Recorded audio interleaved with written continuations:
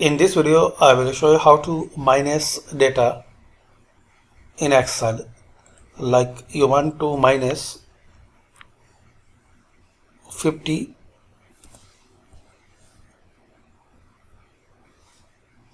and you want to minus 25, and here you need answer.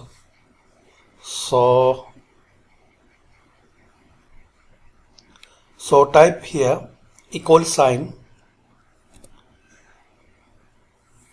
and see the row number and column number. So column is K and row is 3. So K3 minus sign K4. Now press enter. So yes, you have now answer. This is your answer.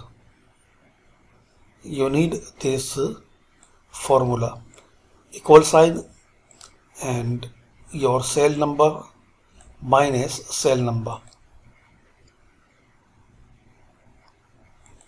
So thanks for watching and comment this video useful for you or not.